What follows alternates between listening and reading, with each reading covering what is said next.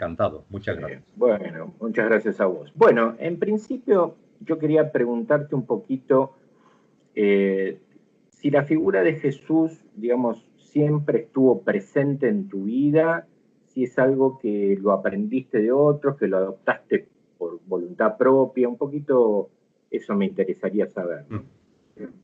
Muy bien. Bueno, quizás respondo inmediatamente a esa cuestión, Jorge.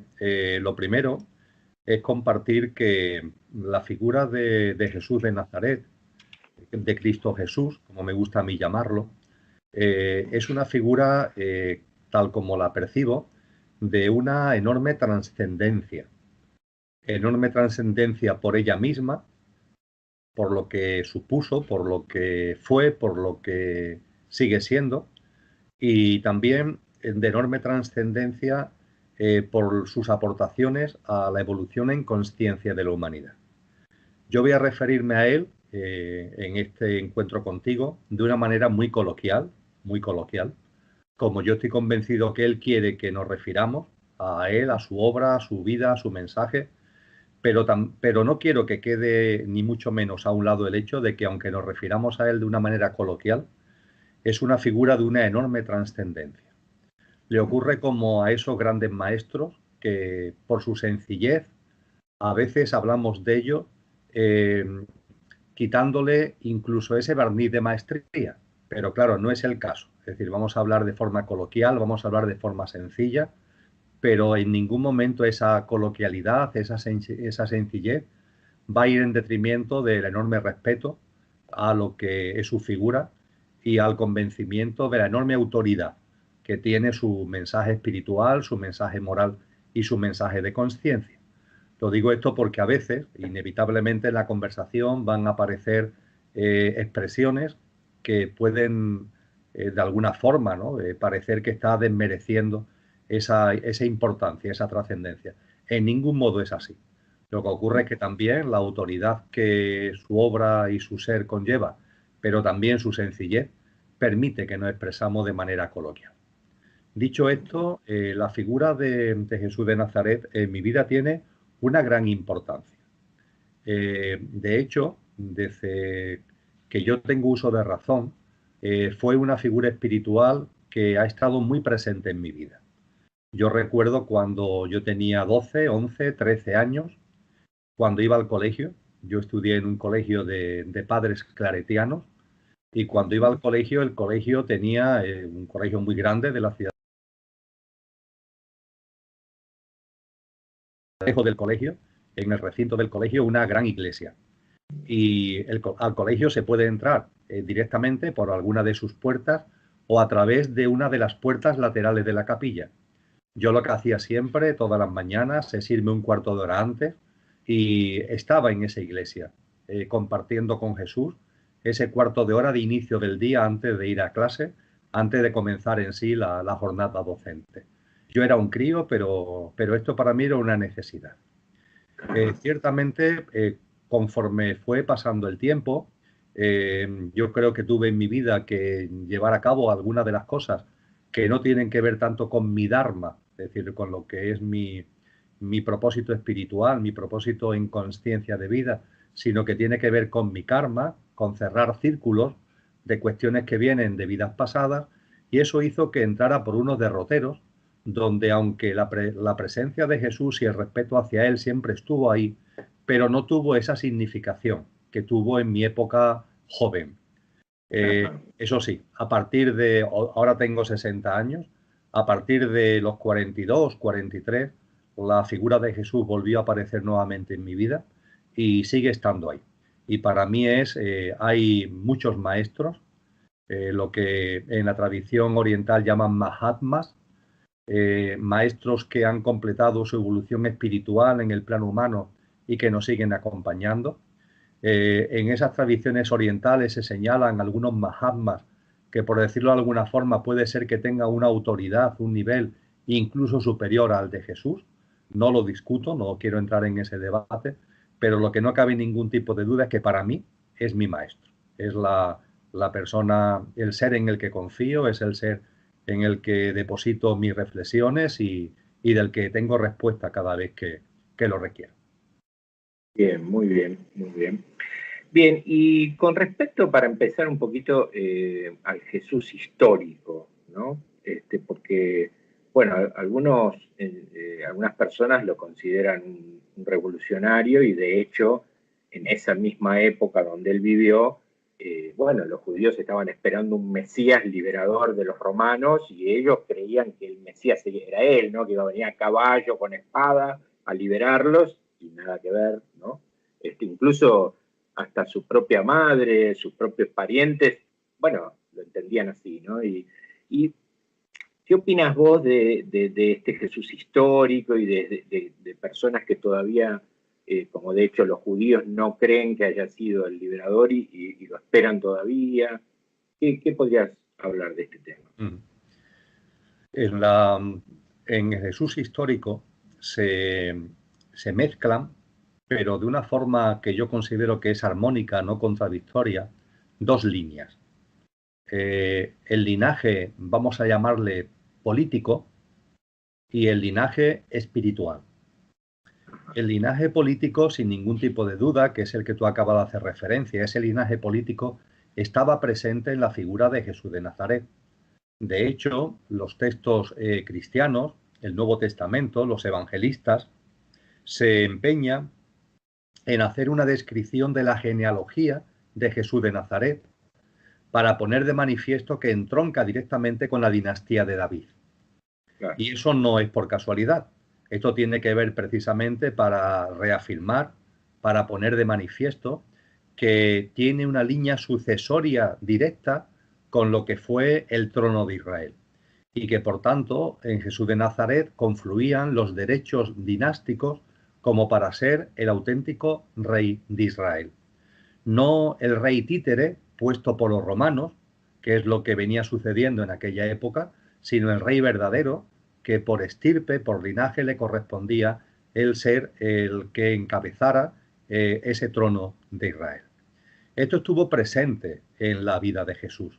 Jesús era conocedor de esto, su familia, lógicamente, era conocedora de esto, y una parte significativa de sus discípulos, de las personas que lo siguieron, no solo eran conocedoras de esto, sino que en esto centraron lo fundamental de la labor de Jesús.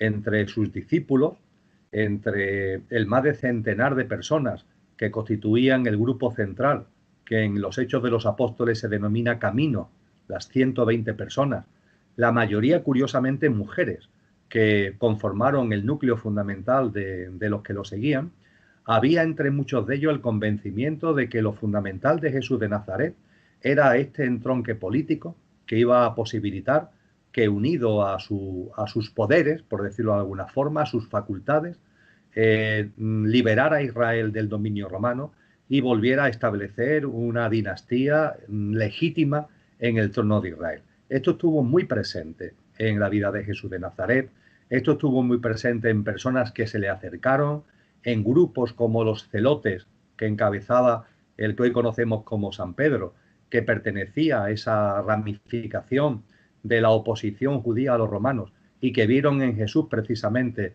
la persona con capacidad para realizar la expulsión de los romanos y la liberación de Israel. Esto estuvo enormemente presente. Ahora bien, en Jesús de Nazaret había otra línea, que sin ningún tipo de duda, aunque muchos de sus seguidores no lo entendieran e incluso no lo percibieran, era la fundamental, que es el linaje espiritual. Jesús de Nazaret era un alma enormemente evolucionada, un alma que en su nivel de autoconsciencia está muy por encima de lo que tú, yo, la inmensa mayoría de la humanidad actual, y han pasado 2000 años, podemos estar, y un alma que cuando encarna nace con un propósito que no es político, aunque tenga también ese trasfondo político, sino que es claramente espiritual. La venida de Jesús a este mundo tiene que ver con la colaboración para aumentar la autoconsciencia, para colaborar en aumentar la autoconsciencia de los seres humanos. Esto es lo básico. Y tanto es lo básico que él dijo una y otra vez que mi reino no es de este mundo. Sus mensajes una y otra vez insistieron en eso, aunque una gran parte de aquellos que le escuchaban seguían todavía interpretando sus palabras exclusivamente a través del linaje político y no a través del linaje álmico espiritual que Jesús atesoraba. Yo no tengo ninguna duda de que su madre y, entre comillas, su padre, José, tenían conocimiento de esto. Es decir, yo no tengo ninguna duda que María y José sí conocían que mucho más allá de lo que era la línea, el linaje histórico-político real de Jesús, lo básico de ese niño que después creció, se hizo joven y se hizo un adulto con la vida que todos sabemos que desarrolló, lo fundamental no era la parte del linaje político, sino que era lo que estaba llamado a hacer desde el punto de vista espiritual. Jesús y José fueron testigos de primera mano de los mensajes que le vinieron de otros planos para que tuvieran conciencia de que ese niño que iba a nacer en el seno de su familia no era un niño cualquiera, era un alma muy especial, y ellos sí sabían, ellos sabían sobradamente. María en particular era perfectamente conocedora de que Jesús vino a ella no para llevar una vida, entre comillas, normal, no para llevar una vida, entre comillas, de recuperar el trono de Israel y la liberación del pueblo judío, sino que había otras claves mucho más profundas en ese niño. Bien, muy bien. ¿Y qué nos podés contar de la niñez de Jesús? Que hay tanta incógnita, ¿no? O sea, por lo menos ningún evangelio canónico habla sobre la niñez, o a lo sumo hay alguna referencia, pero quizás sí algún apócrifo, he leído el de Pseudo Santiago, pero no hay nada avalado que hable sobre la niñez de Jesús. ¿Qué pasó con esto? ¿Por qué ese resguardo, no? Sí, yo no lo veo tanto, Jorge, como que se quiera guardar nada, sino que simplemente Jesús de Nazaret, no nos podemos olvidar que con independencia de que fuera un alma enormemente evolucionada, encarna en un ser humano. Y cuando se encarna nuevamente en el plano físico humano, hay un periodo inevitable donde la conciencia queda solapada. En la mayoría de los seres humanos, esa conciencia solapada es de por vida. Es de por vida. Es decir, con dificultad vamos saliendo de esa amnesia, vamos abriendo un poco. Eso, algunas personas no salen nada, otras un poquito vamos asomando la cabeza. Pues bien, en el caso de las grandes almas, por decirlo de una manera muy coloquial, también necesitan un tiempo. Yo no tengo ningún tipo de duda de que Jesús de Nazaret, su niñez, su adolescencia, entre comillas, fue bastante normal. Es decir, se dedicó a lo que se dedica un niño, a lo que se dedica un adolescente, vivió experiencias como niño, en fin, las normales en su época, las normales en la localidad donde vivía, en las relaciones con la gente que le rodeaba.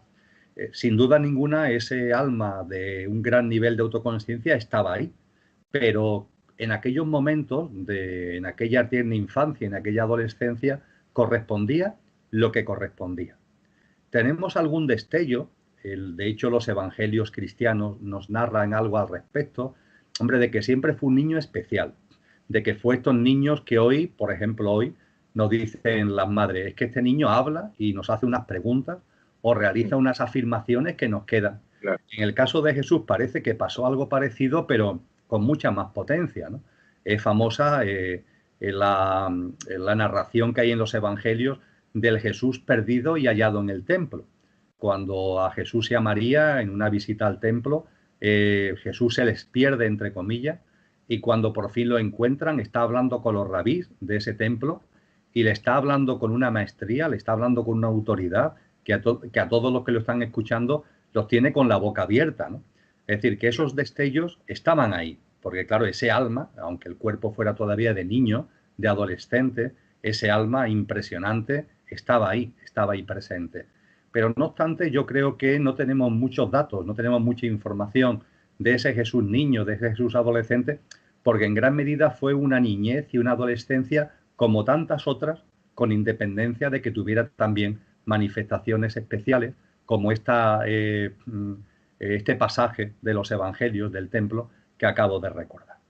Sí parece que llegada la edad de la adolescencia, al pasar esta edad, Jesús sí tuvo cerca a personas que le condujeron a determinados foros, a determinados centros, para que esa grandeza de su alma pudiera empezar ya a plasmarse, pudiera salir de cualquier tipo de amnesia, de cualquier tipo de envoltura.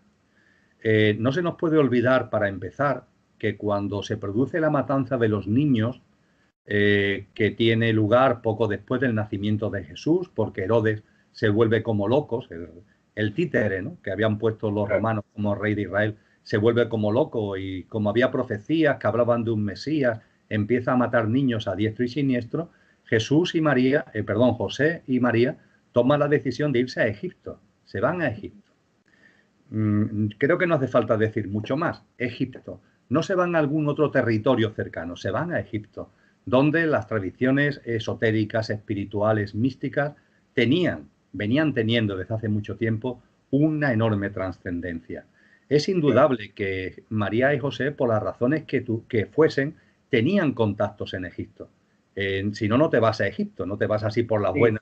Tengo entendido que tenían algunos parientes. Claro, tenían parientes, tenían contactos, y esos parientes, esos contactos no solamente se tuvieron en aquel momento, sino que se mantuvieron.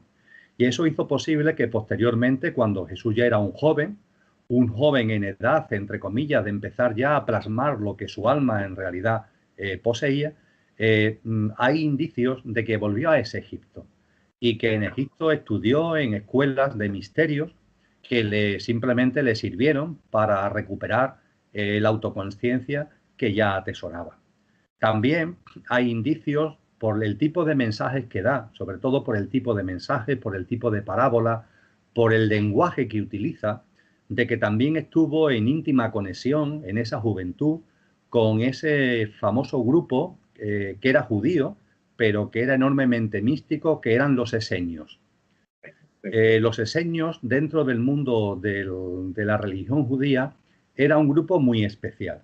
Yo creo que todos somos conscientes que todas las religiones tienen una parte más superficial y después tienen una parte mística. En el caso de la religión cristiana, hay una iglesia oficial, pero siempre ha habido, en conjunción con ella, ha habido hombres y mujeres que han profesado, han divulgado, han practicado una profunda mística cristiana.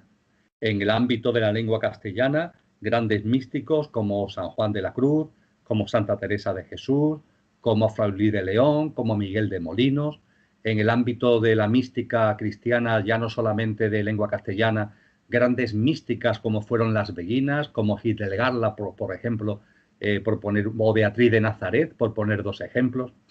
Hubo siempre en el mundo de la cristiandad, de la religión cristiana y de la religión católica, una parte superficial y una parte mística. Nos vamos a la religión islámica y nos encontramos lo mismo. Hay una religión, vamos a decir así, superficial, y después está una corriente mística que fundamentalmente está configurada por el sufismo, con esos grandes personajes que fueron Al-Halal, Ibn Arabi, Rumi, etcétera, etcétera. Pues bien, en el ámbito del judaísmo pasaba por aquella época algo parecido. Es decir, había una religión fundamentalmente dirigida por una de las tribus de Israel, por la tribu Levi, que es la que se encargaban de las labores sacerdotales, pero había también un grupo que era el esenio, que yo lo ligaría a la corriente mística del judaísmo, una corriente profunda, una corriente que era conocedora de la divinidad que todos los seres humanos atesoramos, y que con base en ello rompía moldes a los cultos, a los ritos, a las formalidades de la religión superficial, ¿no? Con ese grupo esenio, Jesús, también hay indicios, y yo creo que es comprobable por el tipo de mensajes que da, que estuvo no solamente en conexión, sino que aprendió con ello, o recuperó parte de la amnesia, de esa gran alma en autoconsciencia, se fue quitando el polvo, por decirlo de alguna manera, en conexión con estos grupos. Y yo creo que a esto dedicó fundamentalmente Jesús una buena parte de su vida, a recuperar una maestría que era innata, pero que tenía que desenvolverse. Lo hizo en conexión con escuelas de misterio de Egipto, lo hizo en conexión con la mística más profunda de la religión judaica, de la mano de los esenios, y por fin, Jorge, llegó un momento en el que ya estaba preparado, Ese momento en los evangelios cristianos se simboliza por su bautismo en el río Jordán. Es decir, cuando ese otro gran personaje, que es Juan el Bautista, que le llamamos nosotros, que también tuvo un nacimiento muy especial, porque hay que recordar que su madre, que era prima de María, lo tuvo en una edad donde ya no podía tener avanzada, claro. efectivamente, y sin embargo se quedó embarazada y tuvo, pocos meses antes del nacimiento de Jesús, tuvo a Juan, y Juan fue el adelantado. Es decir, Juan le correspondió, al alma encarnada en Juan, le correspondió ser el adelantado, el que iba preparando el terreno a la labor de Jesús de Nazaret. Y con ese bautismo en el río Jordán, Juan, por una parte, reconoce a Jesús como el auténtico maestro, le cede el testigo. No mucho después Juan muere asesinado, muere ejecutado y le cortan la cabeza, le cede el testigo, y esa voz que se escucha, ¿no?, que nos relatan los evangelios cristianos, donde se dice que es la voz del mismo Dios, la voz del Padre, hablando de que este es mi hijo muy amado, es una representación esotérica preciosa para reafirmar que Jesús ahí ya estaba preparado, ya estaba absolutamente en condiciones. Ese alma ya se había hecho plena en el cuerpo de Jesús de Nazaret y ya estaba en condiciones de empezar a llevar la vida pública que llevó durante 3 años, para que con su vida y con su obra marcara en sus mensajes, en todo lo que nos transmitió, marcara algo que ha sido enormemente importante para la evolución de la humanidad. Sí, estoy muy de acuerdo y bueno, y creo que a posteriori de eso los esenios siguieron sorprendiéndonos con todo el material que se encontró de los rollos del Mar Muerto y un montón de cosas muy interesantes, ¿no? ¿Y vos qué crees de entonces que poco a poco fue siendo consciente de su divinidad? Digamos, no era consciente él de su divinidad. Pero su alma, el nivel de autoconsciencia, como cuando la tuya o la mía al nacer, es la que era. Eso sí, como te decía antes, cada vez que encarnamos en un cuerpo físico, esto de las reencarnaciones no es labor sencilla, no es labor sencilla. Volver otra vez a lo que yo llamo un coche, a un yo físico, mental y emocional, con la personalidad que va a ello asociado, eso no es un tema simple. Es verdad que las reencarnaciones tienen la ventaja de que a nuestra alma le ayudan a evolucionar con mucha rapidez, entre comillas, o debiera servirle para evolucionar en rapidez. Porque si viviéramos 10.000 años, por ejemplo, y solamente nos encarnáramos una vez, bueno, pues en 10.000 años tú puedes desarrollar muchas experiencias, pero es obvio que estarás encorsetado por una serie por un formato que no puedes cambiar. Por ejemplo, si has nacido como hombre, eres hombre; si has nacido como mujer, eres mujer. Tu familia es tu familia, no puede ser otra. La cultura es la cultura. Los países, las épocas. Sin embargo, con las reencarnaciones todo esto salta por los aires. Tenemos una gran libertad a la hora de cada nueva encarnación: hombre, mujer, épocas históricas, situación socioeconómica, tipo de familia. Y eso nos posibilita crecer mucho, nos posibilita elegir experiencias nuevas en cada encarnación, con un margen de maniobra que si viviéramos muchos años, pero en una única encarnación, no tendríamos. Con lo que la reencarnación, entre comillas, es una bendición para la evolución en autoconsciencia de nuestra alma. Pero ahora bien, cada vez que volvemos a encarnar, pues hay otra vez que volver al coche, hay otra vez que empezar el juego, entre comillas, y eso requiere simplemente un tiempo. Tanto es así que para muchos seres humanos ese tiempo es toda su vida, es decir, fallecen físicamente y no han terminado ni siquiera de volver otra vez a mínimamente darse cuenta de que no son el coche, sino el conductor que ha encarnado en ese coche para vivir las vivencias propias de la experiencia humana. Y en el caso de Jesús de Nazaret, esto fue un proceso, entre comillas, rápido, que le permitió que con 20 y tantos años, con 30 años, estuviera en plenas condiciones de vivir esas experiencias que, eso sí, los evangelios en general nos transmiten con tanto detalle. Y aquí, Jorge, para responder completamente a la cuestión que me has planteado, quiero abrir una duda, pero una duda que planteo no para que nos paralicemos con ella, no una duda pasiva, sino una duda activa, una duda que nos ayude a investigar, que nos llame, que nos reclame a investigar y a indagar. Me refiero a lo siguiente: compartiendo la figura de Jesús con personas que tienen mucha sabiduría espiritual y que esa sabiduría espiritual no solamente se da en el ámbito occidental, sino que tiene mucho que ver con tradiciones espirituales muy antiguas orientales, la disyuntiva que se abre es la siguiente. Por una parte, no hay ningún tipo de duda que Jesús fue lo que en términos budistas se conoce como un bodhisattva. Pero un bodhisattva es un alma que ha completado su ciclo de evolución, ha llegado al máximo al que en el plano humano podemos llegar y vuelve a encarnar, no por algo que tenga que ver con experiencias que necesita vivir, porque ya no necesita vivir experiencias, porque ya ha completado lo que es su proceso evolutivo y se encarna por amor, simplemente por amor a la humanidad. A los más interesados en la figura del Bodhisattva, hay en internet mucha información, hay una especie de maravilloso poema que es el voto del Bodhisattva, que es el voto de seguir encarnando para ayudar a la liberación en conciencia de todos los seres sensibles, y hay un consenso en el ámbito de esta sabiduría oriental a la que me estoy refiriendo ahora, acerca de que Jesús fue un Bodhisattva. A partir de ahí, los bodhisattvas actúan de dos formas, Jorge. Actúan cuando vuelven a reencarnar por puro amor y para compartir con las experiencias que pueden ayudarnos a los demás a seguir el sendero que ellos ya han recorrido. Los bodhisattvas lo pueden hacer como lo que son, como almas muy evolucionadas en autoconsciencia, lo que venimos hablando ahora con relación a Cristo Jesús, pero también hay bodhisattvas tan especiales que en un momento concreto de su vida se convierten en receptáculos de lo que en esa terminología esotérica podríamos llamar un avatar. Un avatar. Un avatar ya no es un alma que ha recorrido un camino en el plano humano, sino que es una especie de rayo divino limpio, un rayo divino de una enorme potencialidad, tan enorme potencialidad que no puede encarnar en el plano humano y que la única forma de encarnar en el plano humano es porque tenga un receptor con unas cualidades vibracionales tan impresionantes que permitan que se produzca, si me permites que me exprese coloquialmente, el aterrizaje del avatar en él. En el ámbito oriental...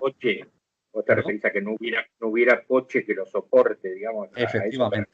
Salvo un coche ya que hubiera tenido primero un alma de un bodhisattva encarnada en él y que a lo largo de su adolescencia, de su juventud, le hubiera dando una serie de cualidades que en un momento determinado sí permitan que ese rayo del avatar entre en él. En el ámbito oriental hay personas sabias que consideran que Jesús de Nazaret precisamente hizo esto. Es decir, que fue, por supuesto, un bodhisattva, pero fue un bodhisattva después tan especial que posibilitó la encarnación, que posibilitó el aterrizaje en él de algo muchísimo más poderoso, muy difícil de definir y de concebir en el plano humano, que es la figura de un avatar. Y eso solamente se produce de manera excepcional, se ha producido pocas veces a lo largo de la historia de la humanidad, y si se hace es porque desde planos, entre comillas, de mayor sutilidad vibracional, planos, entre comillas, de luz, están pendientes de la evolución de la humanidad y de vez en cuando, sin interferir en ella, pero sí intervienen para que aparezca en escena una figura que por su mensaje, por su vida, por su obra, pueda abrir puertas, pueda abrir una dinámica, pueda impulsar procesos que de otra forma no sería posible.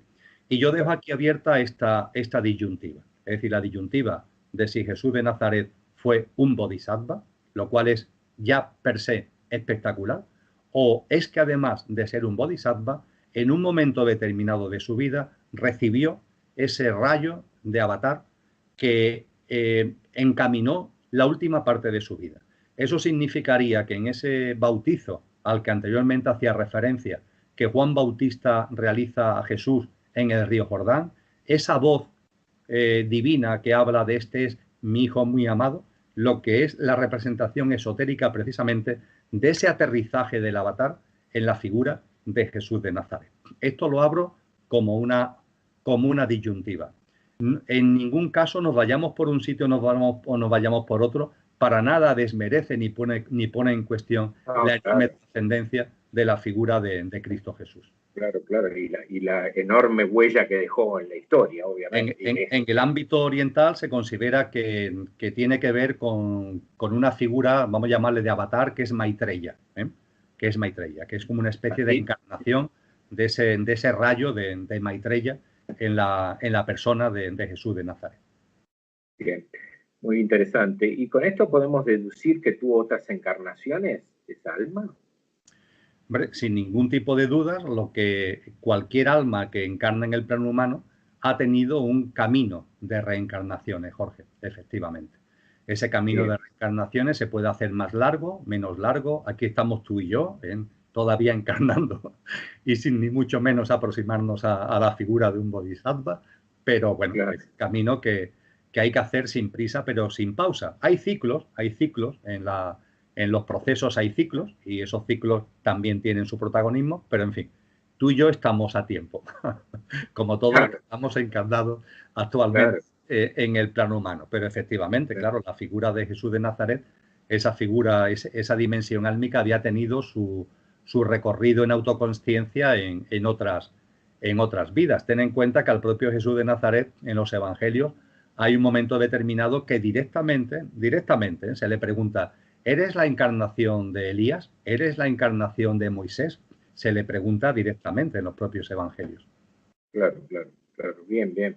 ¿Y cuál crees que era entonces el propósito central de esta encarnación? ¿Cuál es el mensaje central, dado que tanto quizás los evangelios o quizás la iglesia, por distintos intereses, por distintas cosas, quizás se ha ido deformando un poco la cosa, ¿no? ¿Y cuál crees vos que ha sido el propósito central de esta encarnación, ¿no? Esto de mi reino no es de este mundo, esto que decíamos antes, ¿no? O sea, ¿cuál crees vos que es? Eh, si analizamos la historia de la humanidad, ha estado jalonada de la presencia de grandes instructores espirituales. Cada X tiempo, en, en distintos contextos geográficos y culturales, han aparecido esos instructores espirituales. Hablaba anteriormente de Mahatmas, de maestros. Si analizamos con un poquito de objetividad la historia de la humanidad, nos encontramos la presencia de estas figuras. Jesús de Nazaret fue una de estas figuras. Cuando realizamos una especie de estudio comparativo de su mensaje con el mensaje de otros maestros y de otras maestras, yo pondría el acento en dos cosas. Antes de entrar en ella, es obvio que son circunstancias históricas distintas, circunstancias culturales distintas. Pongamos por caso, Platón fue un maestro, Buda fue un gran maestro, posiblemente en el ámbito de las almas que han llegado a su culmen en el plano humano. Estamos hablando en el caso de Siddhartha Gautama del mayor de los exponentes, es posible. Pero he citado a Siddhartha Gautama, a Platón, podría citar a Lao Tse, pongamos por caso, etcétera, etcétera. Son personajes fundamentales que actúan como instructores espirituales de la humanidad en su recorrido. Cuando con estos que he mencionado y otros que están ahí comparamos el mensaje de Jesús incide fundamentalmente en dos cosas, que ya estaba, faltaría más, en los mensajes de los otros instructores espirituales, pero que Jesús coge como banderas fundamentales. Uno de ellos es un mensaje muy manido, la palabra está muy manida, pero sigue siendo fundamental, que es el amor. El amor. Y el otro es un término que hoy día, desde el punto de vista del catolicismo, está absolutamente mal interpretado, que es la palabra fe. La palabra fe. Jesús en su vida, Jesús en su obra, estuvo permanentemente dando un mensaje de amor, permanentemente. Estuvo dando permanentemente un mensaje de comprensión, un mensaje de tolerancia, un mensaje profundo de que nos demos cuenta que cada ser humano está en el estado de conciencia en el que está, que no emitamos juicios, que practiquemos la confianza en la vida, ni un pelo de tu cabello se caerá si no es por la voluntad del Padre. Qué manera más metafórica y bella de decir confía, confía en la vida. Todo tiene un sentido profundo, todo tiene un porqué y un para qué. A partir de ahí acepta. No es resignación, que es lo que ha hecho a veces el catolicismo. No es resignación, es una aceptación que es fruto de esa confianza en la vida. Y el no juicio. Esto constituye la tríada perfecta, la confianza, la aceptación y el no juicio. Este es el mensaje de amor. Y un mensaje de amor que hace que esa tríada perfecta de la confianza, la aceptación y el no juicio derive en la acción. Jesús, ante la confianza en la vida, la aceptación y el no juicio, no se cruza de brazos, actúa, actúa. Es una persona que nos muestra la necesidad de una acción consciente. Visto por los psicólogos actuales, el Jesús por lo menos que conocemos más de la última época de su vida pública, era un hiperactivo, no paraba, estaba continuamente yendo de un lado para otro, compartiendo de corazón con los demás, llevando a cabo obras espectaculares, muchas de ellas en formas de milagros.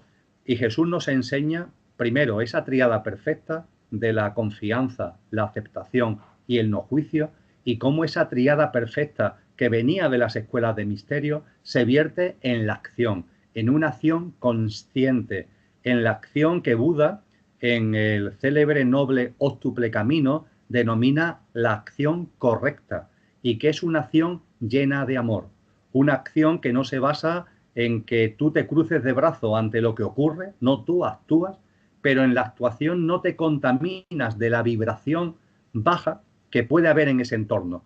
Ante el dolor, ante la violencia, actúas, no te quedas con los brazos cruzados. Ahora bien, lo haces desde un amor muy profundo, incluso al que está originando ese dolor, incluso al que está originando ese dolor. Ese mensaje de amor, ese mensaje de que hoy denominaríamos, aunque la palabra no engloba lo que el amor es, ese mensaje de perdón. Padre, perdónalos porque no saben lo que hacen. Una persona que lo están martirizando, torturando, crucificando. Es una comprensión amorosa de una profundidad tan tremenda que, claro, es muy fácil hablar de ello, pero hay que estar ahí. Tú ponte ahí. Tú ponte en esa situación donde injustamente te han apresado, te están torturando, martirizando, castigando, injuriando, crucificando, haciéndote pasar un sufrimiento enorme. A ver si de tu corazón de verdad sale, sinceramente, ese perdónalo porque no saben lo que hacen. Ese perdón no es suficiente para englobar ese amor. Esa palabra es más, es la palabra del amor genuino. El mensaje de Jesús es un mensaje de un amor inconmensurable, bestial. Los maestros anteriores, los instructores espirituales anteriores nos habían hablado de compasión, nos habían hablado de sabiduría, compasión. Evidentemente la sabiduría, compasión conlleva amor, pero ese amor es elevado exponencialmente en la obra, en los mensajes y en la vida de Jesús de Nazaret, Jorge, en la vida, porque esto no son ya palabras, esto es una cosa vivida, totalmente experienciada. Cuando Jesús por fin dice en crucificado, ¿no? Todo está cumplido, se refiere en gran medida a que este mensaje lo pudo llevar a sus últimas consecuencias. Ni siquiera en esa situación tan extrema, tan límite, donde las fuerzas tienen que faltar, donde todo tiene que pasar por tu cabeza y para cualquiera de nosotros sería cualquier cosa menos bonito, como decimos aquí. Sería cualquier cosa menos amorosa. Él, sin embargo, supo mantenerse, fue capaz de mantenerse en esa compasión, en esa comprensión, en ese amor. Efectivamente, todo estaba cumplido porque fue capaz de no desviarse ni un ápice de ese camino que era su camino, el mensaje del amor. Y junto con eso, Jorge, el mensaje de la fe.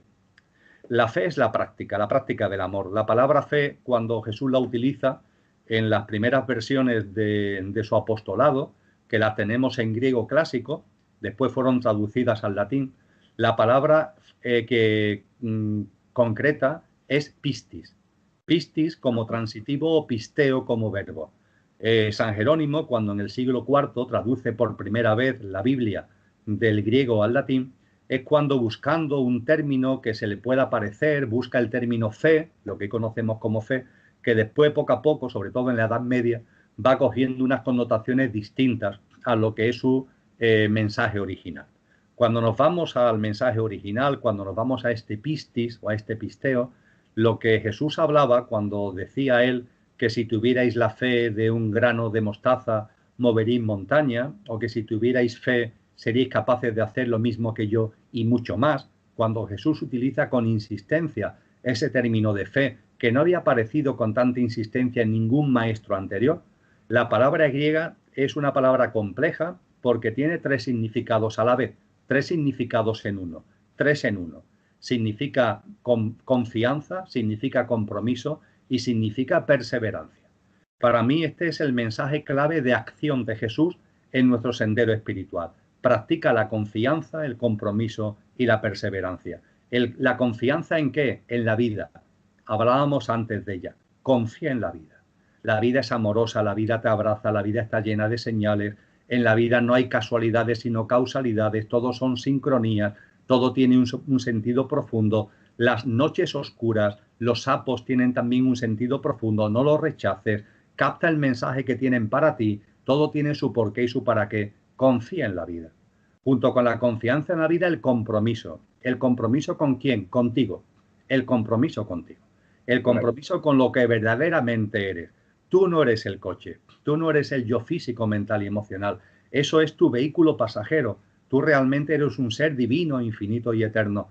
Saca a la luz ese compromiso contigo, ese amor a uno mismo del que hablaba Jesús y que es imprescindible para amar al prójimo.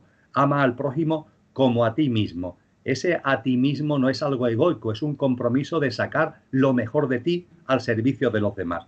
Ese compromiso es lo que se engloba también en el término que hoy denominamos fe. Y por fin perseverancia. Perseverancia en el sentido de que lo que somos vaya saliendo a la luz, de que ese ser divino, infinito y eterno vaya apareciendo y vaya siendo no solamente latente, sino patente, requiere una perseverancia. Sin prisa pero sin pausa.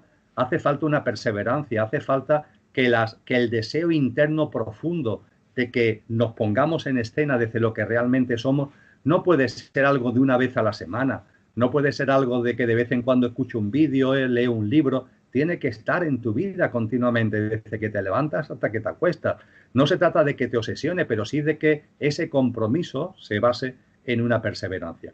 Y esto es, Jorge, lo que yo creo que son las grandes claves. El amor, con todo lo que ello conlleva, y esa confianza, compromiso, perseverancia, que son las herramientas fundamentales para andar en este plano humano y sacar de nosotros lo que realmente somos. Bien, sí, y yo estaba pensando mientras que vos hablabas que también creo que dentro con intención o no, creo que con intención, también sí ha habido algo que ha sido desmitificar de alguna manera ese Dios del Antiguo Testamento, ¿no? Ese Dios vengador, ese Dios castigador, porque él lo que plantea es una cosa que nada que ver con eso, ¿no? Así que bueno, creo que eso de alguna manera lo ha mostrado, ¿no? Sí, con base en el amor del que antes hablábamos, la percepción de la divinidad que nos transmite Jesús es la del Padre. Claro. Es la del Padre. No es la de un juez, no es la de un castigador, es la del Padre, con lo que significa un Padre. Y además un Padre que no es exterior. Es decir, que siendo exterior, porque es el origen de cuanto es, también está en cada uno de nosotros. Y por eso precisamente Jesús de Nazaret dice eso, que a muchos cristianos todavía desconcierta, de que el Padre y yo somos uno. El Padre y yo somos uno. Claro, eso lo puede decir cualquier ser humano. Jesús de Nazaret lo dijo con legitimidad, porque no solamente lo percibió, sino que lo vivió así. Lo que hizo fue vivir en coherencia, en consciencia y en consistencia con la divinidad profunda que todos atesoramos. Y desde esa consciencia, desde esa coherencia y desde esa consistencia es por lo que pudo transmitir el Padre y yo somos uno. Pero como tú muy bien has apuntado, la figura de esa divinidad, que es mucho más metafísica que antropomorfizada, no tiene nada que ver con algún tipo de ser que nuestra mente de alguna manera pueda dibujar. Esa figura del Padre nos habla claramente de una figura amorosa. Y ese amor del Padre es precisamente el que nosotros, deberíamos poner todos los días en escena a través de nuestras acciones, emociones y pensamientos en este plano humano. Claro, claro. Y de esto se desprende justamente esto que a lo mejor le va a venir bien a muchas personas, entender que esta dimensión divina que él tiene es la misma que tenemos nosotros. O sea, la tenemos nosotros como seres, como creados, ¿no? Eso es importante entenderlo. Eso es importante, ¿no? También. No es un ente que está ahí, que es inalcanzable, que jamás vamos a llegar a él, ¿no? No, claro. Sí, esto, fíjate, yo tengo el convencimiento profundo, por una parte, por mi propia introspección, por otra parte, por mi comunicación con él, y por otra parte, por lecturas que he realizado a partir del surgimiento de una obra que se llama El Enigma Sagrado, que fue desarrollado por unos periodistas de la BBC que empezaron a estudiar hace muchos años de esto, la figura de Jesús de Nazaret. Estos periodistas, en su investigación, empezaron a poner de manifiesto una serie de textos, una serie de documentos. Algunos de los que yo he podido conocer proceden del siglo XVI, del siglo XVII, y que nos narran una vida del Jesús hombre que a lo mejor a los católicos les puede ofender, pero hacen mal el ofenderse. Me refiero al hecho de que por esas bases documentales, por esas informaciones, Jesús estuvo casado. Estuvo casado con la persona que conocemos como María Magdalena, como María Magdala, como la Magdala. Eso te lo iba a preguntar justamente, pero si querés lo desarrollamos un poco ahora, sí. Pero lo iba a preguntar, si querés lo retomamos con esto que yo quería hablarte de un poquito más adelante. Muy bien.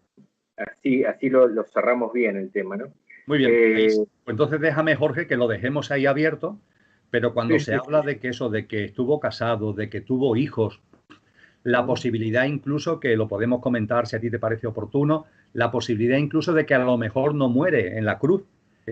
Cuando se habla de cosas como estas y de que pudo terminar sus días en el sur de Francia, cuando se habla de cosas como estas, o cuando se hace referencia a de que fue un ser humano y de que antes de que se le prendiera, antes de que se le arrestara para empezar el proceso de martirio y el proceso de crucifixión, sudó sangre y le dijo al Padre, a su divinidad más íntima: Padre, es posible que pase este cáliz. Cuando este tipo de cosas se ponen de manifiesto, no estamos bajo ningún concepto ninguneando, menospreciando, minorando la presencia, la importancia de Jesús de Nazaret. La estamos engrandeciendo, porque estamos hablando de él como un ser humano, por supuesto como un ser álmico y espiritual, como tú o como yo, en su caso de una enorme autoconsciencia, pero que estuvo encarnado en un ser humano. Y esto es enormemente importante porque Jesús no fue un alienígena, no fue un extraterrestre. Si hubiera sido un extraterrestre, ni a ti ni a mí no serviría de nada. ¿De qué me va a servir a mí? Claro, ese extraterrestre viene aquí y hace no sé cuánto. No. Jesús es un ser humano, como cualquiera de nosotros. Y por tanto, lo que él hace, lo que él enseña, lo que él muestra, es el camino, porque es perfectamente viable, posible, factible para nosotros. En el ámbito, además, de lo que Sheldrake y otros grandes autores han denominado los campos mórficos y morfogenéticos, la aportación de Jesús es fundamental, porque él abrió una puerta. Él, al sacar de sí lo que todos tenemos, pero que no lo sacamos, pero él sí lo sacó, abrió esa puerta. Y esa puerta ya está abierta para todos nosotros en el contexto mórfico, morfogenético de la humanidad. De tal forma que cuando algunos de nosotros lleguemos a ese punto, la puerta no va a estar cerrada, porque ya alguien la ha abierto. Entonces, la presencia de Jesús de Nazaret como un ser humano, con todo lo que ser humano conlleva, es fundamental. Y cuando hablamos de rasgos de la vida de Jesús que tienen que ver con su humanidad, no lo estamos menospreciando, al contrario, estamos poniendo en verdadero valor la gran obra que ha realizado por todos nosotros. Claro, y está muy bien. Y yendo justamente a esto que ahora te voy a pedir que amplíes de los campos morfogenéticos, para la persona que nunca ha escuchado de esto, pero sí entonces podemos deducir que si él no hubiera tenido una dimensión humana, no hubiera sido lo mismo. Si él hubiese sido un extraterrestre, hubiera servido para esos extraterrestres, la apertura de esa puerta, no para nosotros, ¿no? Es esto, ¿no? Es esto, exactamente, Jorge. Esa es la grandeza de Jesús. Lo de los campos mórficos es muy simple de entenderse. En el mundo, en la naturaleza, lo tenemos muy estudiado. Se sabe que cuando en alguna especie, un miembro de esa especie lleva a cabo algo, ese algo se facilita para el resto. Es decir, por ejemplo, cuando se empezaron a colocar alambres, alambradas en los campos, que fue en Estados Unidos, los caballos no sabían lo que eran esas alambradas. Y por tanto, cuando iban trotando por los campos, se daban contra las alambradas, se herían y en muchos casos había que sacrificarlo. El caballo no detectaba lo que una alambrada es, no sabía si era una planta que al pasar a trote se iba a vencer ante su paso, no tenía ni idea de lo que es. Cuenta la historia que después hubo una proliferación de alambradas en Argentina y que en Argentina ya hubo caballos que de manera instintiva saltaban por encima de esas alambradas. Y cuando las alambradas empezaron a colocar en Europa, ningún caballo tuvo que ser sacrificado, todos saltaban las alambradas.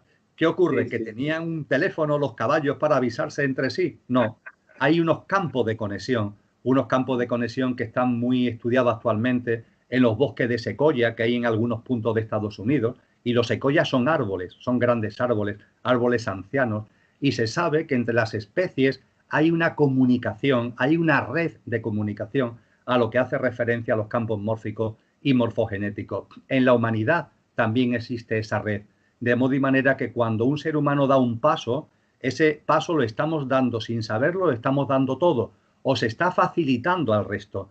En algunos descubrimientos científicos, en algunos inventos, se da la circunstancia de que hay muchos investigadores que están a punto de dar con él. Y cuando uno lo da, abre la puerta, los 4 o 5 que están casi en la puerta rápidamente pasan. Y eso ha producido que en la historia de la humanidad a veces haya dudas de quién fue el inventor. Por ejemplo, en la radio, que si Marconi, que si Tesla, hay 5 que yo sepa, 5 figuras que se disputan legítimamente ser inventor de la radio. Fue uno, pero claro, los otros 4 estaban en las puertas. Cuando uno abrió esa puerta, los otros 4 que estaban casi en la puerta pasaron también.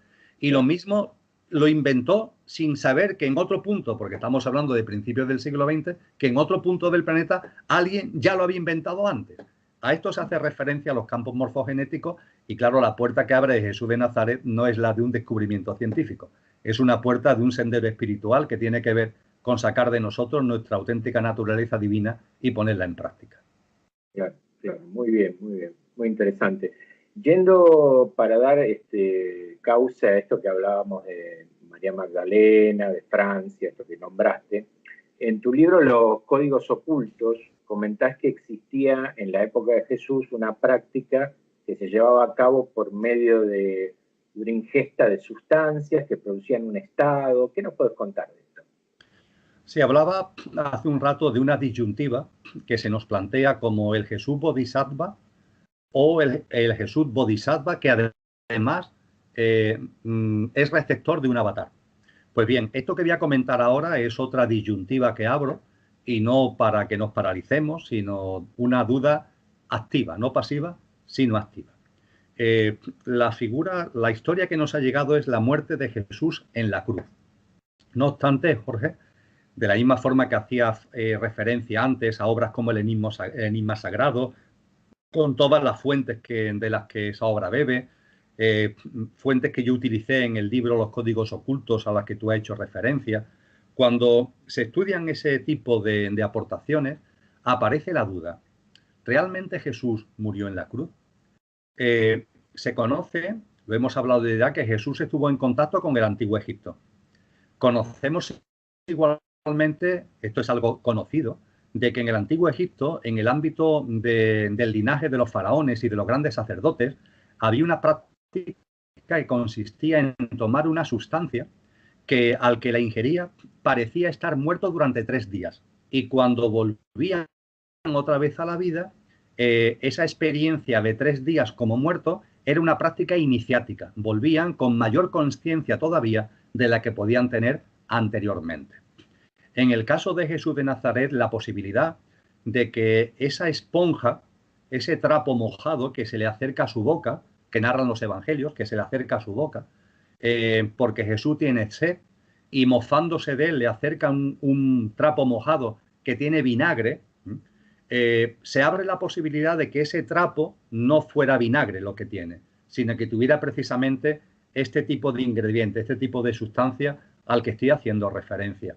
Igualmente, esto podría refrendarse en el hecho de que narran los evangelios de que en el escenario de la crucifixión aparece Nicodemo. Nicodemo era un rabí judío que había tenido una relación de Jesús con Jesús al que consideraba su maestro, y dicen los evangelios que Nicodemo aparece en la escena de la crucifixión con 100 libras de mirra. 100 libras de mirra es una cantidad enorme de mirra. Incluso con la cuantificación de aquella época es una cantidad enorme de mirra. Y la mirra es fundamentalmente, en aquellos momentos, era el gran desinfectante. Con lo que eso se lleva allí no para cubrir un cuerpo muerto, sino para curar heridas de un cuerpo que no está muerto. Si no, la mirra sería un desperdicio. Es un desinfectante. Ayuda a recuperarse de heridas muy graves. Y se narra en los evangelios la aparición de ese amigo de Jesús, Nicodemo, con esas 100 libras de mirra. Después se sabe que José de Arimatea tuvo un gran empeño, hasta el punto de que habló directamente con Pilatos, para que a Jesús lo bajaran de la cruz cuanto antes. Normalmente el crucificado se quedaba días en la cruz. Ahí, con la excusa, entre comillas, de que al día siguiente era sábado, el día sagrado de los judíos, José de Arimatea, que era un rico hombre, era un hombre poderoso de la época, influye en Pilatos para que le autorice a bajar el cuerpo. Y ese cuerpo, cuando se le baja, no se le lleva a cualquier sitio, sino que se le mete en un recinto cerrado donde pueda ser atendido, donde pueda ser, por ejemplo, ungido con esa mirra a la que he hecho referencia, donde pueda ser curado, y el tiempo en el que ese cuerpo está como muerto son esos 3 días que también aparece en esas tradiciones egipcias a las que he hecho referencia. Y a partir de ahí hay una tradición fuerte que está ubicada fundamentalmente en el sur de Francia, que viene del tiempo de los albigenses, del Temple, de los cátaros, y que hace mención a que Jesús de Nazaret estuvo, no solamente María Magdalena, que por supuesto, no solamente los descendientes de Jesús, que por supuesto, que una vez que Jesús de Nazaret ya muere, para evitar la persecución, ellos se van a una colonia judía muy importante que había en el sur de Francia en aquella época. Y en esa tradición no solamente, en esa tradición oral, no solamente se habla de la presencia de María Magdalena y de los hijos de Jesús, sino que se habla también del propio Jesús, hasta el punto de que algunas obras hacen referencia a que está enterrado en el Monte Cardús, como lugar de enterramiento del cuerpo de Jesús. Se habla de que vivió 10 años en el sur de Francia, aunque María Magdalena, que fue la primera papisa, por decirlo de alguna forma, la primera persona que cogió realmente su mensaje y se encargó de divulgarlo, vivió 40 años. Jesús 10 y María Magdalena fue 40 el tiempo que estuvo realizando el apostolado. Bueno, nada, esto en cualquier caso desmerece para nada la figura de Jesús, Jorge. No, para nada, sí, sí. Y, digamos, el objetivo de la toma de esta sustancia era por un tema de la conciencia, básicamente. No, en su caso era para librarlo de la muerte, Jorge. Permíteme que lo diga así, era un complot urdido por sus amigos para evitar su muerte. Lo bajan de la cruz, los romanos y la jerarquía judía creen que han fallecido cuando realmente no ha fallecido. Parece que ha fallecido, pero no ha fallecido. Ciertamente, como consecuencia del martirio y de la crucifixión, Jesús quedó muy tocado. En esa tradición a la que te hago referencia, nos habla de que, aunque las heridas, entre comillas, con el tiempo se curarán, pero las secuelas de ese martirio y de esa crucifixión siempre las tuvo en su vida. De hecho, no vivió mucho más tiempo. Estamos hablando de que murió no con 33, sino con 43 años. Es decir, murió, no era joven para aquella época, pero tampoco era excesivamente mayor, ¿no? Entonces, la finalidad fue librarlo de la muerte, librarlo del fallecimiento en la cruz. Esa fue la finalidad. Claro. Y este hecho que estamos nombrando de la sustancia, ¿sería lo mismo que sucedió con Lázaro, con el cuñado de Jesús? Exactamente igual, Jorge.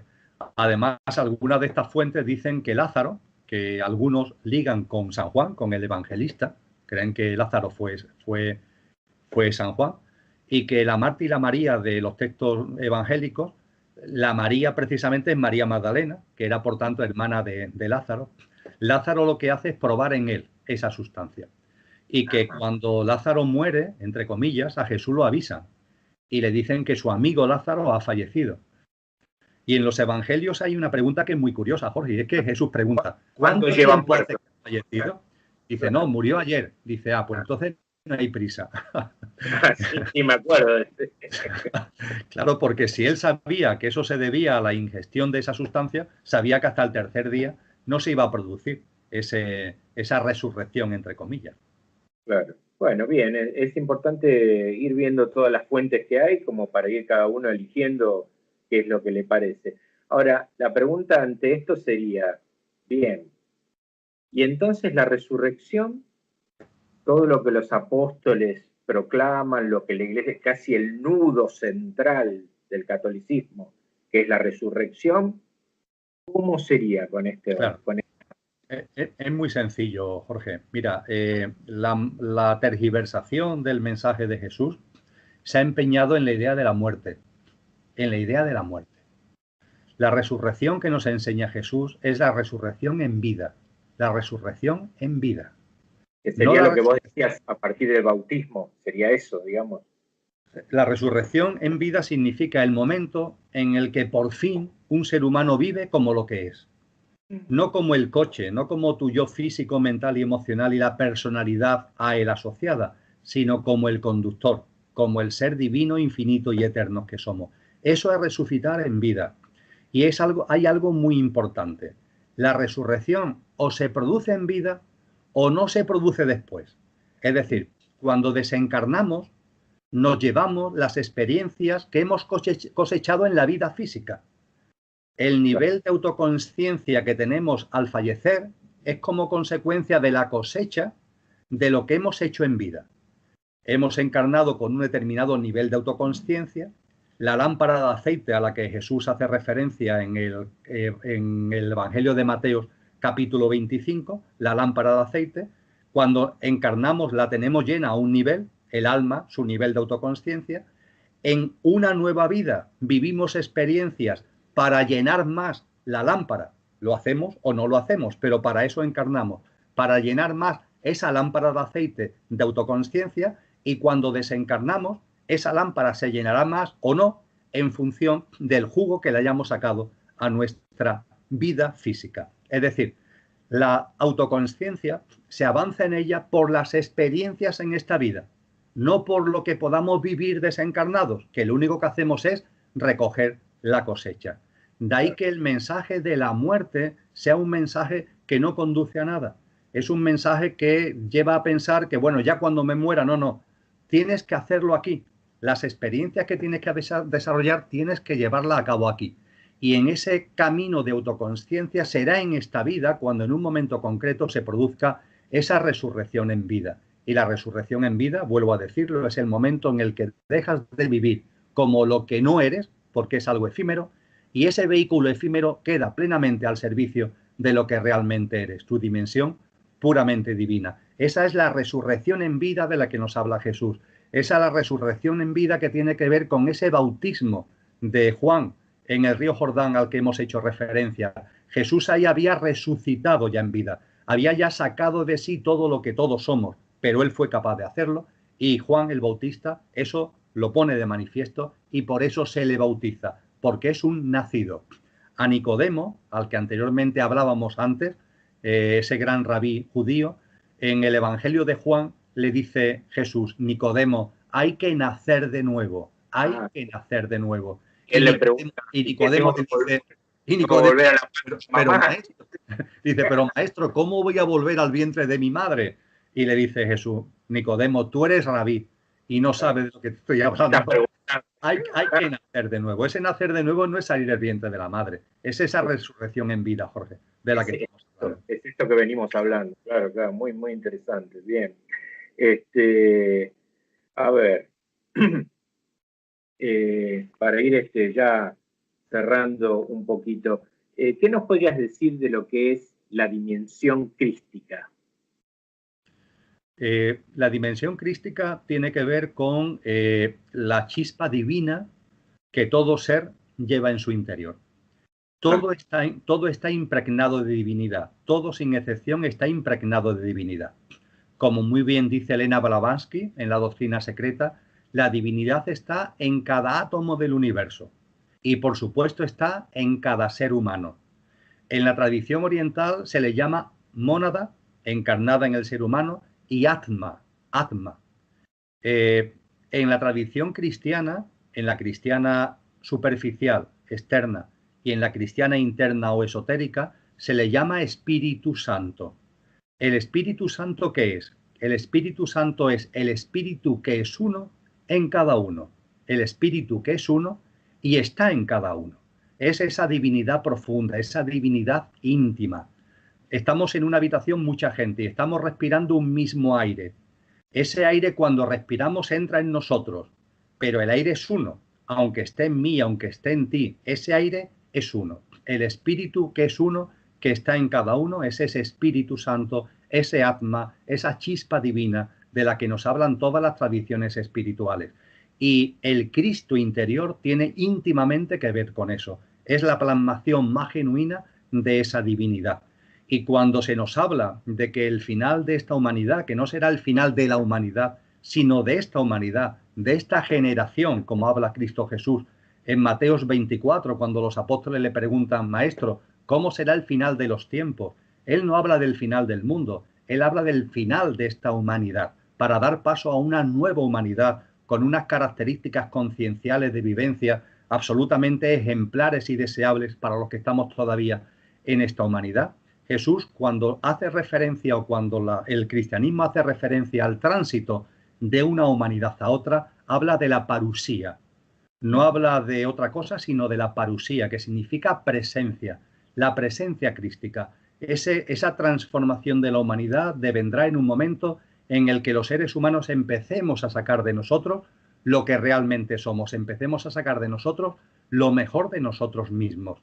Eso que dice Jesús, que habrá dos mujeres en un molino, una seguirá estando y otra no estará. Habrá dos en el campo, uno seguirá estando y otro no estará. Porque habrá seres humanos que serán capaces de sacar lo mejor de sí mismos y seres humanos que no lo harán. Pero esa parusía es esa presencia crística, esa presencia en la humanidad como consecuencia de la presencia en muchos seres humanos de lo que realmente somos, de esa dimensión divina, de ese Cristo interior que todos atesoramos. Jesús afloró, plasmó, practicó ese Cristo interior y precisamente por eso a mí me gusta llamarlo Cristo Jesús. Su nombre humano fue Jesús, Yeshua, pero su plasmación espiritual fue crística. De ahí que merezca ser llamado Cristo Jesús. Bien, bien, muy interesante. Y entonces, teniendo en cuenta esto que vos decís, ¿qué podríamos decir de la tan hablada y anunciada segunda venida, ¿no? ¿Qué podríamos decir de eso? La segunda venida es algo... Dijimos que no había coche que lo soportara tan fácilmente, ¿no? O sea, ¿y entonces qué sería? Sí, la segunda venida, hay un proyecto que estoy dirigiendo que se llama Consciencia y Sociedad Distópica. A partir del 1 de febrero habrá una web a disposición de todas las personas que se llama precisamente sociedaddistópica.com, que hila con todo lo que ahora de una manera muy, muy breve voy a resumir. Está más que anunciado por grandes sabios y sabias que las humanidades se van sucediendo las unas a las otras. Es como si la humanidad en su proceso de evolución consciencial reencarnara. No solamente tu alma, no solamente la mía, sino una especie de alma humana va reencarnando y va dando lugar a sucesivas humanidades. Esta humanidad, ha habido humanidades anteriores, Atlántida, Lemuria, la Hiperbórea, ha habido 4 antes que la nuestra. Y esta humanidad le sucederá otra humanidad. Pues bien, en el tránsito de esta humanidad a la otra, en ese capítulo 24 de Mateos, Jesús nos dice con toda claridad que ese tránsito vendrá precedido, primero, de unos tiempos que podemos denominar tiempos de desolación, que son los males que la humanidad siempre ha tenido, pero incrementados en intensidad. Los males que la humanidad siempre ha tenido, pero incrementados en intensidad. A esos tiempos de la desolación lo sucederán, vendrán después los tiempos de la gran tribulación. La gran tribulación es los males de siempre, pero con una intensidad que nunca antes ha habido, a los que se le une, esta es la seña de identidad de la gran tribulación, otros males que la humanidad nunca antes había conocido ni nunca más volverá a conocer. Los males de siempre sabemos cuáles son: el hambre, la injusticia, las guerras, etcétera, etcétera. Los males nuevos que pueden estar actualmente en el mundo: la manipulación genética, el tratamiento y almacenamiento, y tratamiento masivo de la información a través de las nuevas tecnologías para alienar y para controlar más al ser humano. Y por fin, después de los tiempos de la desolación y de la gran tribulación, el triunfo del anticristo. Es un poder global, es un poder que abarca todo el planeta con unas características, unas señas de identidad egoicas, egocéntricas, y son tiempos, anuncian estas tradiciones espirituales, entre ellas la cristiana, pero no solamente la cristiana, es la hora del mundo islámico, está también en las tradiciones budistas, en las tradiciones hinduistas. Esos serán momentos de enorme crudeza, hasta el punto que dice Cristo Jesús que los tiempos serán acortados, que serán tan duros que serán acortados. Pero lo cierto es que esos tiempos tienen un porqué y un para qué, no son casuales, tienen un sentido profundo. Y el sentido profundo es que a cada ser humano nos va a poner en una diatriba.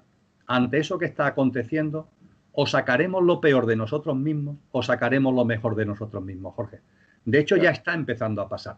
Ante las cosas que van aconteciendo, o yo me salvo a mí mismo y allá los demás, o no. Yo tiendo mi mano y aquí estoy apoyando a los demás en la medida de mis posibilidades. Ante esas circunstancias crudas, truculentas, de depravación que se pueden vivir, el sacar lo mejor de nosotros mismos o el sacar lo peor. Aquellos que saquen lo mejor de ellos mismos estarán aportando su grano de arena a esa presencia crística, a esa parusía a la que hacíamos referencia hace unos minutos. Será así como esta humanidad termine y nazca una nueva humanidad donde las almas que en ella encarnen van a tener la oportunidad ya de vivir en coherencia con unos niveles de conciencia desconocidos para esta humanidad. Claro, claro. Bueno, y somos hijos del rigor, ¿no? Evidentemente, y las cosas de uno aparecen cuando, bueno, cuanto más adverso se pone el camino, van apareciendo cosas. Entonces, sí, pero que esa adversidad es como el fenómeno de la rana hervida. Es decir, una rana está en agüita y la vas calentando poco a poco el agua y muere hervida. En cambio, si el agua se pone a hervir rápidamente, la rana salta y se da cuenta y salta, ¿no? En las tradiciones de América Latina, como las mayas, se nos hablan de unos tiempos que serán la sala de los espejos. Fíjate qué nombre más bonito. La sala de los espejos es donde tú te empiezas a dar cuenta de todo lo que hay en tu entorno. Ya no estamos dando cuenta del control, del dominio, de la manipulación que una élite lleva a cabo, de la acumulación, etcétera, y te verás a ti mismo. Cuando hay circunstancias que te hacen sacar a la luz lo peor o lo mejor, ahí no hay autoengaños, ahí te estás viendo a ti mismo. Esa es la sala de los espejos, de la que hablaban, por ejemplo, los antiguos mayas. Claro, claro. Bueno, muy, muy interesante. Sé que tenés un blog, si querés comentar brevemente para que la gente pueda verlo. Sí, vamos, el blog tiene como denominación El cielo en la tierra. En cualquier buscador, como por ejemplo Google, poniendo El cielo en la tierra, se accede fácilmente a él. Es un blog que tiene cerca de 6 millones de visitas y diariamente publico algunas cosas que tienen que ver con aportaciones personales, vídeos, escritos, pero también con otra serie de documentos y aportaciones que me llegan a través de otras personas. Muy bien. Bueno, como para que la gente sepa que ese espacio existe.